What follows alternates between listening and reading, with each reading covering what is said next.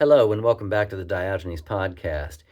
Today I'm going to preempt my planned content to address the third assassination attempt on President Donald Trump at the White House Correspondents' Dinner on Saturday, April 25th, 2026.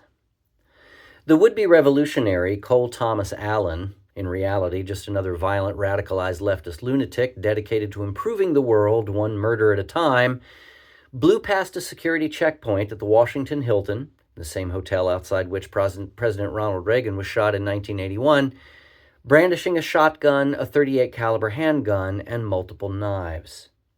His mission, articulated in the usual low-res delusional manifesto, in which he referred to himself as the friendly federal assassin, was to target for death Trump and members of his administration for their abhorrent policies. Fortunately, due to the decisive actions of security and the ineptitude of Mr. Allen, there were no fatalities. One member of the security team was shot, but protected by his bulletproof vest, and the agitated school teacher of the month never made it inside the banquet hall, where the president and cabinet members were whisked to safety, while journalists cowered under tables at the staccato pop shots of a no-kings quisling who, at 31, lives with his mother and designs video games. Once again, the political faction that claims to stand for social justice and proclaims in ubiquitous banners and lawn signs that hate has no home here demonstrates its moral flexibility when its narcissistic demands for leftist perfection are not met. Well, kindness is everything, as they say, but only so long as you are their kind. This is the latest in a series of horrific, ideologically motivated attacks by leftists on their political enemies. United Healthcare CEO Brian Thompson, shot in the back by Luigi Mangione on December 4th, 2024. Charlie Kirk, shot in the throat in front of hundreds of students on a college campus by Tyler Robinson on September 10th, 2025. And, of course, the shooting of Donald Trump in Butler, Pennsylvania on July 13th, 2024, and the attempted assassination of him again on a golf course in West Palm Beach, Florida on September 15th, 2024. Outrage used to be an emotion. Now it's a job description, and more than that, the woke left's excuse for moral authority, which they wield with lethal force. When the left is offended, someone's got to go. When a member of one of their fetishized identity clades is insufficiently validated, someone's got to go. When their social justice corneal transplants detect oppression in any form to any degree in the past, present, or darkly imagined future, someone's got to go. The Western world is now a vertiginous rave of surly diversichicks and their beta male dinks who grieve and gnash from their cosplay self-marginalization while luxuriating in their narcissistic cultural elitism and ecstatic spasms of political bloodletting like Lamia from the Greek myth. For those unfamiliar with the tale, Lamia was a lover of Zeus, punished by Hera, who killed her children and transformed her into a child-eating serpentine monster who could never sleep, and was thus deprived of any rest from her own grief. Taking pity, Zeus granted the hapless Lamia the ability to remove her eyes in order to find some relief. Well, the woke are strangely blind to morality, even while hypervigilant for any sign of injustice. And it's a short slither from chemically castrating and surgically mutilating one's children to just dispatching them outright. Then they're coming for yours, mind, body, and speech and voting rights. Lest you think I doth mythologize too much, dear readers and listeners, the stats bear out my claims. Survey data from Pew, FIRE, that's the Foundation for Individual Rights and Expression, and the politically independent Skeptic magazine show that around 1 in 3 younger adults express support for political violence. Support for political violence is highest among those identifying as politically very liberal. Liberal Gen Z women are more supportive of political violence than Gen X and baby boomer men. Americans with the highest level of educational attainment are about twice as likely to support political violence as those with less formal education, and they overwhelmingly skew left liberal. And over half of Black Gen Z adults agree that violence is often necessary to create social change. So, yes, the left are more supportive of political violence than the right, women are more supportive of political violence than men, Elites, who are majority liberal, 61% according to Pew, are more supportive of political violence than the working class, and blacks, also skewing liberal by 68 to 84% based on age according to Pew, are more supportive of political violence than whites. This is all discussed in greater detail in my multi-part essay Danse Macabre, which can be viewed and heard here on the Diogenes podcast. The failed attack on Trump and company is not just the third attempt to kill a president in the last 2 years, but an attack on the rights of all Americans to freely choose their own representatives. Trump was elected by a majority of voters. Should they face the firing squad too? This was the White House Correspondents' Dinner, so it was also a literal attack on freedom of speech and freedom of the press. Are those who say the wrong thing or dare to tell the truth about to be rounded up? Bear in mind that this was the first such correspondence dinner that Trump has attended owing to the ongoing libelous treatment to which he has been subjected by the news media. Consider also that the most dedicated leftist journalists were safely outside the line of fire. These include Joy Reid, Rachel Maddow, Don Lemon, Sonny Hostin, and other hosts of The View, who, along with hundreds of others, signed a letter of protest and boycotted the event to oppose a, quote, ruler who holds such a dreadful record, end quote, that's the Huffington Post, and who was disposed to, quote, trample freedom of the press, end quote. That was Sam Donaldson. Right. Unlike the 2-bit Game Boy who failed to earn his Junior Assassin's Merit Badge.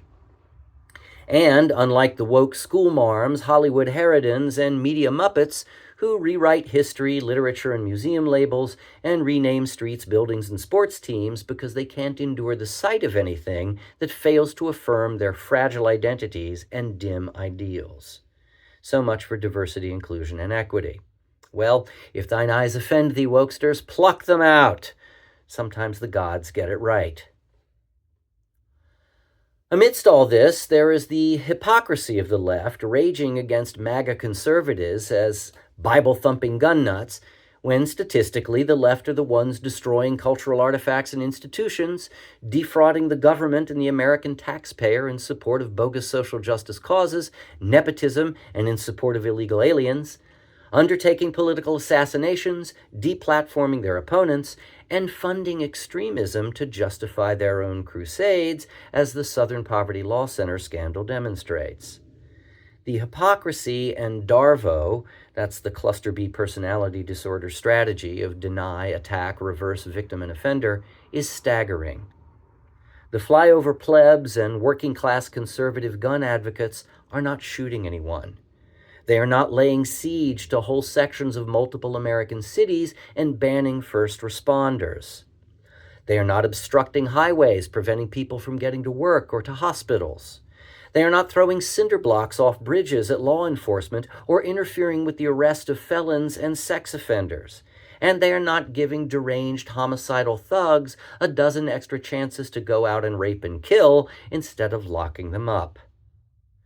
Say what you will about the metaphysical acrobatics of the Christers, but if the teachings of Jesus are, in fact, keeping a significant population of armed citizens from turning vigilante when they are clearly undergoing sustained targeted assault by an elite autocratic political junta, maybe the Bible deserves a second look. Considering what Muhammad's followers get up to, maybe a third, fourth, or fifth.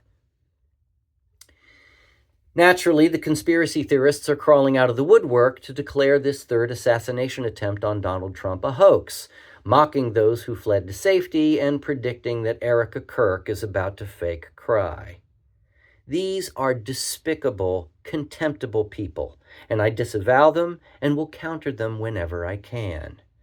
That said, they have every right to vilify Trump, boycott events, and lobby for reform and hold politicians accountable for failed policy, but not by holding them at gunpoint or by holding the rest of us hostage to their hate.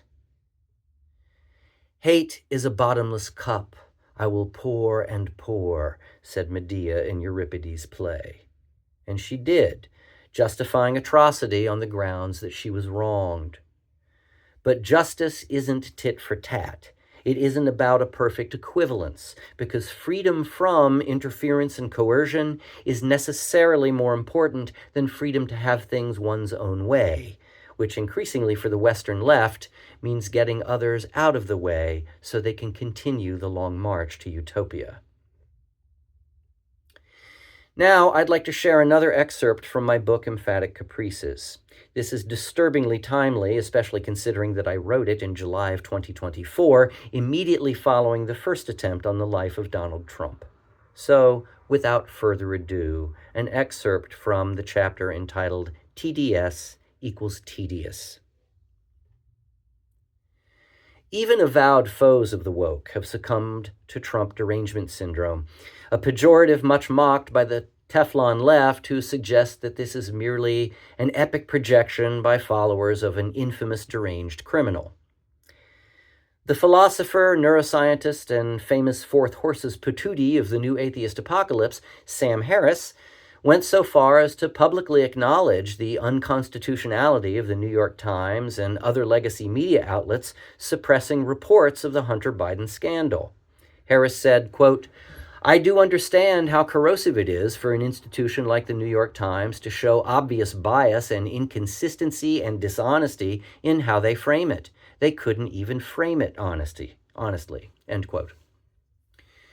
Harris then excused this blatant ideological evisceration of the First Amendment and the moral obligations of the Fourth Estate as urgently necessary for safeguarding American democracy against the catastrophic dangers of a Trump re-election in 2020, comparing the threat to an asteroid about to strike the Earth. He further claimed not to care about these Soviet-style Glavlit tactics. Glavlit was the official communist organ for censorship and the protection of state secrets, even if Hunter Biden hypothetically had, quote, the corpses of children buried in his basement, end quote.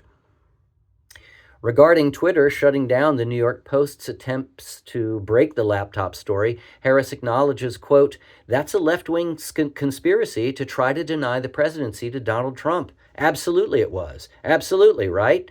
But I think it was warranted, end quote.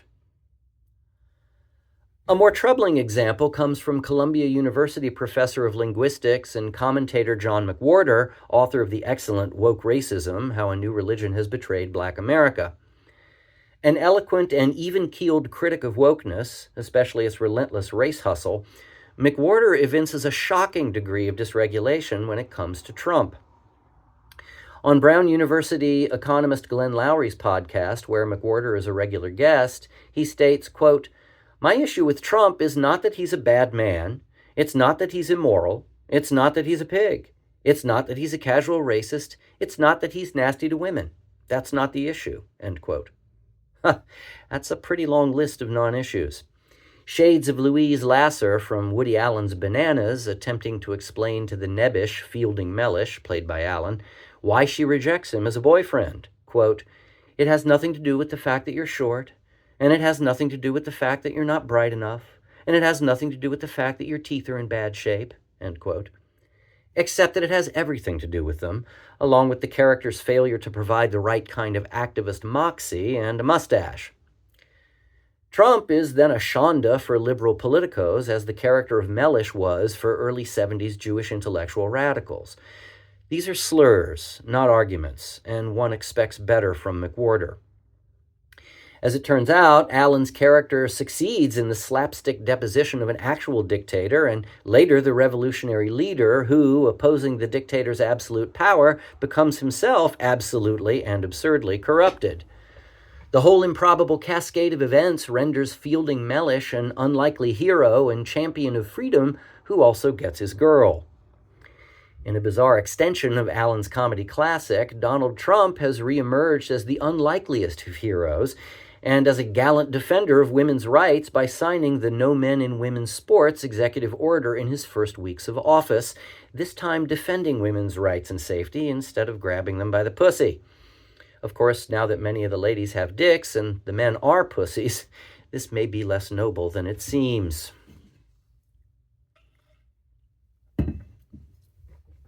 McWhorter continues, quote, My problem with Trump is that he's a megalomaniacal moron without any sense of moral compass when it comes to running a country. He's a gorilla. He's somebody who has no business in any position of authority. He can't pay attention. He's not interested in learning things. It's all about him, etc. I think that he is perhaps the least qualified person in the United States who has ever been put in this position, end quote. At this point, Glenn Loury breaks in exasperated. Quote, John, you're just name-calling. You're just wallowing in this Trump derangement syndrome rhetoric without coming to terms with the fact that the Democratic Party for decades, for generations, has failed to build a foundation that was impregnable against this kind of populist criticism. The man, I'm talking about Trump, is winning the pre-election polling contests right now and stands a very good chance of getting himself reelected. And he's a moron? He's an idiot? He's a child? He's a megalomaniac? End quote. McWhorter's comments were in response to concerns and questions posed by a listener to the Glenn Show, who was a practicing attorney, wondered how McWhorter perceived the legality of the recently concluded Trump trial. Redirecting back to the question after McWhorter's Jeremiad, Loury presses, quote, you didn't answer the question, with all due respect.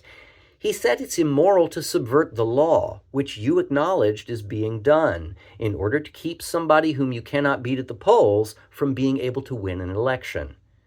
That undercuts and debases the currency of American political institutions, and you're for it because you think this guy's an idiot? The guy that more of your countrymen than not stand ready to re-elect as their leader? End quote. Bananas, as in Banana Republic. As in servile academics and politicos catering to or cowering before party oligarchs. This is what happens when education ceases to be about knowledge and journalism ceases to be about facts. They mutate into engines of political conformity. And it gets worse. McWhorter reveals the heart of darkness in his own derangement. Quote, I have taken a great deal of heat for saying or implying that I wish somebody would kill Donald Trump. That was exactly what I was implying. It was irresponsible of me to say that in a public space, and I shouldn't have said it here on the Glenn Show. Now, I already did, so I have to own it. I did say it. Somebody asked, do you say that in private? And yes, I have said it often, and I have only halfway been kidding, and I'm going to say it again. Yes, and it is a smaller side of me. I should not wish for another person to suffer, even if it's a hideous pig of a man like him, end quote. Glenn Loury rejoins with a question that could not be more critical for the health and integrity of the American experiment, and for every citizen of this country, and indeed of the world that looks to us as an aspirational example. Loury says, quote, do you realize what hell will have been unleashed upon the country if people start and continue to talk like that? This is not something that you can just casually throw around. Killing politicians whom you don't like, that's disaster. Do you think that if somebody were to do something along the lines of what you're suggesting, that would be the end of it? A lot of people could play at that game, end quote. John McWhorter's smug response to this was, quote, somebody else would run. Anybody but him would be better. Do you think there'd be some grand insurrection because he'd been killed? End quote. Well, probably not. Riots, subversion of the rule of law, and attacks on democratic institutions and political enemies typically emanate from the woke left. These quotes are from the Glenn Show episode Q&A, Trump, They, Them, Violent Crime, which was released on June 28, 2024. On July 13, 2024, at a campaign rally in Butler, Pennsylvania, former President and candidate Donald Trump was shot in the ear, avoiding death by a millisecond tilt of his head. One spectator was killed, throwing his body over his daughter to protect her from gunfire, along with the shooter and two others who were critically injured. As of this writing, which was July 15, 2024, investigations are underway to determine possible lapses in security and protection. Several eyewitnesses among rally-goers spotted the shooter in an obvious and unguarded location before law enforcement and Secret Service, who, once informed, were slow and clumsy in response to the threat and to Trump after he was shot. These circumstances reveal the hippocampal my-side bias and the hypocrisy of the left, old school liberals and Democrats, as well as the woke. That they would invoke the concept of stochastic terrorism to villainize those who question or oppose their institutionally subversive policies on race and gender, then wage a near decade-long campaign to demonize Trump as an existential threat of Hitlerian proportions. That they would move to suspend his Secret Service protection, pull out all the stops to remove him from ballots and disqualify him from office, and openly call for his death, which has been allowed without censorship continuously on social and mainstream media. Legacy outlets such as CNN and the Washington Post, in their breaking headlines, trivialized the attempted assassination of a U.S. president by describing it as an interruption of his speech, or stating that the president stumbled at his rally or was escorted away after loud noises. Social media have been ablaze with derangement over the shooter's failure to kill Trump, often from the same people who claim that denying gender-affirming care, i.e. sterilizing children and amputating healthy breast and genital tissue, is to enact trans genocide. I have never been a fan or a follower of Donald Trump. Quite the opposite, as the text and images in my books will attest. But I am a politically committed Enlightenment liberal. I believe in the Constitution of the United States of America and in a constitution of knowledge, both of which bind us as a nation in a pursuit of truth through reason and dialogue, and the realization of moral good through equality under the law, tolerance and measured political action through informed consent, with the explicit goal of liberty and justice for all, including those we don't like or agree with, which also includes those legally elected by a majority of voters, despite subversive tactics to prevent their running in the first place. The promise of democracy is that it vouchsafes our right to be wrong while we keep trying to perfect ourselves. Take away that possibility for one man, and you take away that possibility for all of us. Install one political cadre as the final arbiter of what is true and fair, and you install a tyranny.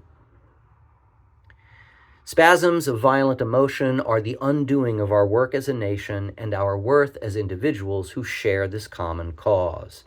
The vituperation and violence of the left have not only all but assured a second Trump presidential term, remember I wrote this in 2024, they have elevated Donald Trump in all his flawed charisma to the position of a genuine American hero, shot down, but immediately rising in defiance to lead the charge to fight against those who would deny the right of anyone to have a say in the political decisions that shape our lives and our nation.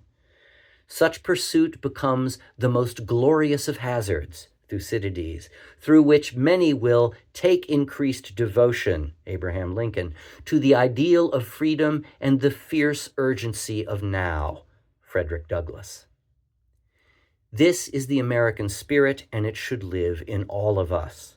And if heroes are not born but made, and if Donald Trump, in a momentary display of unexpected personal and moral courage, has become the unlikely avatar of democratic aspiration, then it is the left who anointed him with blood, even as they covered themselves in shame. Remember, if you enjoy the content here on the Diogenes podcast, please like and subscribe and tell your friends to join the pack. Also, leave your thoughts in the comments section, but do so respectfully. Until the next time, I'm Chris. Thanks for joining me.